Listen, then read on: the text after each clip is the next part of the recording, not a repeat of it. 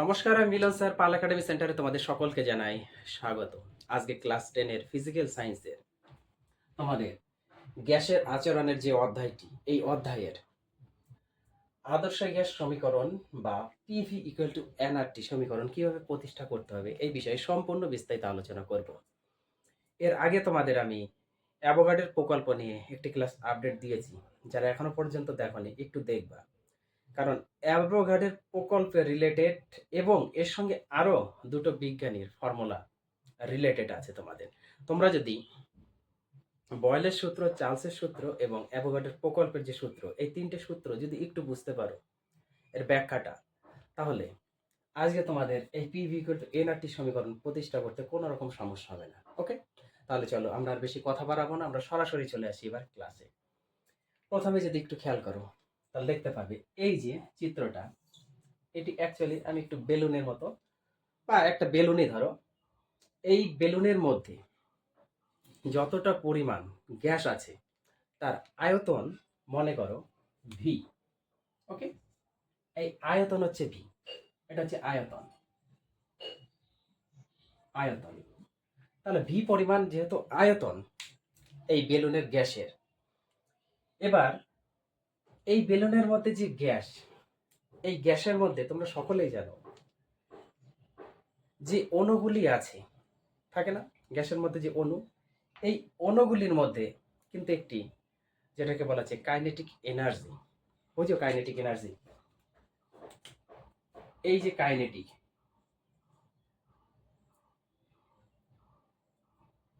Kinetic energy, ওকে, kinetic energy. Kinetic energy মানে হচ্ছে গতি শক্তি। ওকে, গতি শক্তি।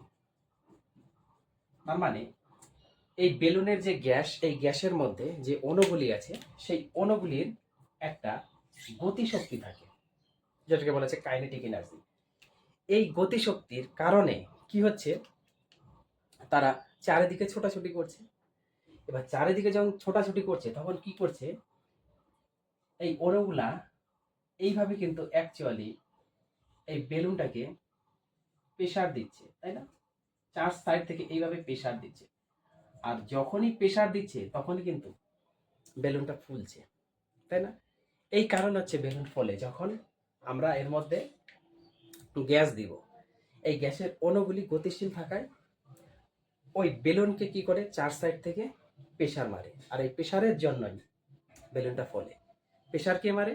গ্যাসের যে অণু, সেই অণুগুলি। ক্লিয়ার এতটুকু? এখন এই যে আয়তন যে ভি, এই ভি, এই ভিটা ডিপেন্ড করে কার কার উপর ডিপেন্ড করে, সেটা এই ভি ডিপেন্ড করবে কার কার উপর? পি মিন্স চাপ, চাপের উপর ডিপেন্ড করে চলবে। তারপরে টি এর উপর ডিপেন্ড করে চলবে, টি মিন্স উষ্ণতা, উষ্ণতার উপর ডিপেন্ড করবে। আর একটা আছে এন, এন মানে হচ্ছে অণুর সংখ্যা, অণুর সংখ্যা। ওকে, তার মানে বোঝা গেল এই যে আয়তন, এই আয়তন চাপ, উষ্ণতা এবং অণুর সংখ্যার উপর ডিপেন্ড করে চলে। এখন আমরা যদি একটু বয়েলের সূত্রের দিকে নজর রাখি তাহলে কি দেখতে পাবো, আমরা সকলেই জানি যে বয়েলের সূত্রের ক্ষেত্রে, দেখো বয়েলের সূত্রের ক্ষেত্রে, তাই না, বয়েলের বয়েলের সূত্রানুযায়ী, সূত্রানুযায়ী আমরা কি জানি, বয়েলের সূত্রানুযায়ী মনে করো তো, আমরা সকলেই জানি, আমরা সকলেই জানি যে আয়তন ব্যস্তানুপাতিক 1/p, অর্থাৎ আয়তন চাপের সাথে ব্যস্তানুপাতে পরিবর্তিত হয়। কখন? যখন টি স্থির, যখন উষ্ণতা স্থির থাকে, তাই না? টি যখন স্থির, তারপরে এটা যদি আমরা একটু ডট ডট দিয়ে 1 নম্বর সমীকরণ হিসাবে যদি রাখি, কোনো সমস্যা কি? কোনো সমস্যা নেই।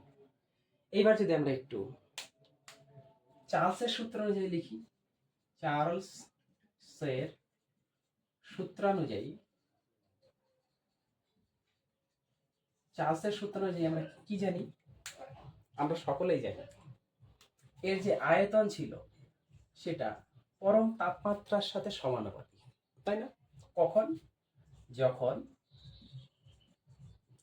পি স্থির ছিল, যখন চাপটাকে স্থির রাখা হয়েছে। এটা ডট ডট দিয়ে আমরা 2 নং সমীকরণ হিসাবে একটু রাখি। ওকে। আর অ্যাভোগাড্রোর প্রকল্প অনুযায়ী আমরা কি জানি? অ্যাভোগাড্রোর সূত্রানুযায়ী, তাই না, বা প্রকল্প অনুযায়ী, অ্যাভোগাড্রোর সূত্র অনুযায়ী বা অ্যাভোগাড্রোর প্রকল্প অনুযায়ী আমরা কি জানি? আমরা জানি যে আয়তন মোল সংখ্যার সাথে, বা সরি মোল অণুর সাথে, আয়তন মোল অণুর সাথে সমানুপাতে থাকে যখন এখানে চাপ ও টি মানে উষ্ণতা উভয়ই স্থির, তাই না? তার মানে অ্যাভোগাড্রোর প্রকল্পে আমাদের চাপ এবং উষ্ণতা টি, পি এবং টি দুটোই স্থির থাকতে হয়, তখন এই ঘটনাটা ঘটে। এটা যদি আমরা ডট ডট দিয়ে একটু 3 নাম্বার সমীকরণ হিসাবে দিই, তাহলে এবার দেখো তো, এবার মজার জিনিস, 1 2 3, এই 3 নাম্বার সমীকরণ, 1 2 3, তিনটে সমীকরণকে যদি আমরা একটু কম্বিনেশন করি, ওকে, সমন্বয় যদি করি, তাহলে কি দাঁড়াবে? তিনটেই কিন্তু আমাদের আয়তন রিলেটেড। বয়েলের সূত্র আয়তন রিলেটেড, চার্লসের সূত্র আয়তন রিলেটেড এবং অ্যাভোগাড্রোর সূত্র আয়তন রিলেটেড।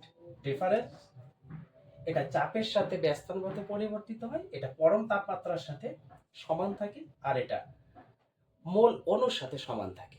ওকে। এখন 1 2 3 যদি আমরা কম্বিনেশন করি, তাহলে কিন্তু আমরা পাবো যে ভি প্রপোর্শনাল টু, তাহলে আমাদের উপরে গুণ হচ্ছে কি টি এন, আর 1 যদি আমরা গুণ করি তাহলে কত হচ্ছে আমাদের এন আর টি, তাই না?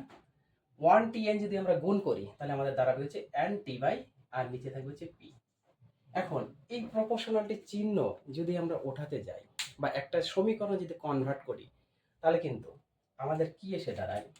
আমরা কিন্তু পাই যে এখানে ভি যখন একটা সমীকরণে কনভার্ট করি এবং এই প্রপোর্শনাল টু চিহ্নটা ওঠাই, তখন একটা ধ্রুবক আসে। এই ধ্রুবকটাকে আমরা আর লিখতে পারি, তাহলে R into n T by P. এই আর হলো R equal to molar molar gas ধ্রুবক, আর হলো মোলার গ্যাস ধ্রুবক। ওকে। এই আরটাকে মোলার গ্যাস ধ্রুবক বলা হয়। এখন আমরা যদি একটু সরাসরি গুণ করি, তাহলে কিন্তু দেখো পিভি, পি আর ভি একসাথে থাকবে ইকুয়াল টু এন, আর আর টিটা কিন্তু একসাথে থাকবে। তাহলে এই হচ্ছে তোমাদের পিভি ইকুয়াল টু এন আর টি যে সমীকরণ, এই সমীকরণটি অ্যাকচুয়ালি তোমাদের এইভাবে এসেছে। আশা করি তোমাদের পিভি ইকুয়াল টু এন আর টি সমীকরণ নিয়ে কোনো রকম সমস্যা নেই। সবাই ভালোভাবে আশা করি বুঝতে পেরেছো। তাহলে তোমরা এই গ্যাসের আচরণের যতগুলি টপিকস আমি স্টার্টিং থেকে করিয়েছি, প্রত্যেকটি টপিকস একটু মনোযোগ দিয়ে পড়াশোনা করো। এই অধ্যায়ে তোমাদের হয়তো আর একটা ক্লাস আমি পড়াতে পারি কিছু গাণিতিক উদাহরণ নিয়ে। তাছাড়া প্রত্যেকটি টপিকস আমি সম্পূর্ণভাবে বিস্তারিত আলোচনা করেছি। আমার মনে হয় না যে তোমরা যদি একটু ভালোভাবে পড়াশোনা করো এই অধ্যায়ের কারো কোথাও সমস্যা থাকবে, আমার মনে হয় না। যদি সমস্যা থাকে তাহলে অবশ্যই আমাকে একটু কমেন্ট করবা, জানাবা। আমি চেষ্টা করব কার কোথায় কোন সমস্যা বা কে কোথায় কোন টপিক্সের উপর অ্যাকচুয়ালি আটকে আছে সেই বিষয়গুলি আমি একটু সলভ করে দেওয়ার চেষ্টা করব। এই অধ্যায়ের মেন টপিকস যেগুলো, সেগুলো হচ্ছে তোমাদের বয়েলের সূত্র, চার্লসের সূত্র, বয়েল এবং চার্লসের সূত্রের যে সমন্বয়, অ্যাভোগাড্রোর প্রকল্প, আর আজকে যেটা পি ইকুয়াল টু এনআরটি সমীকরণ। এই কটি যদি একটু মনে রাখতে পারো, তোমাদের এখান থেকে কোশ্চেন থাকবেই থাকবে 100%। আর এই অধ্যায়ের তোমাদের বেসিকের সঙ্গে সঙ্গে গাণিতিক উদাহরণ মাধ্যমিকে এখান থেকে আসবে 100%, এটা ধরে রাখো। যেভাবেই হোক, যে করে হোক, একটা অঙ্ক তোমরা এখান থেকে পাবে, এবং এতগুলি ফর্মুলার মধ্যে বা সূত্রের মধ্যে এগুলোও একটা পাবে। তো তোমরা এখন থেকে কিন্তু শুরু করো। এর আগেও আমি বলেছি, পরবর্তী যে আগের যে ক্লাসগুলো আমি দিয়েছি, সেই আগের ক্লাসেও আমি বলেছি যে এখন থেকেই তোমরা একটু অ্যালার্ট হয়ে যাও, প্রিপারেশন নেওয়া শুরু করো, কারণ সময় পাবে না। ওকে, যাই হোক, আজ আর বেশি কথা বলবো না। তোমরা এই ক্লাসটা সম্পূর্ণ বা এই অধ্যায়টা সম্পূর্ণ ক্লিয়ার করো। আমি আর একটা পার্টের এখানে দিতে পারি, আশা করি আসবে, একটা ম্যাথামেটিক্স পার্টটাই আমি আসবো। তাহলে তোমরা সম্পূর্ণ এটা নিজেদের থেকে একদম ক্লিয়ার করে নাও। আমি আবার দেখা করবো তোমাদের সাথে পরবর্তী পার্টে। তাহলে আজকের মতো এখানেই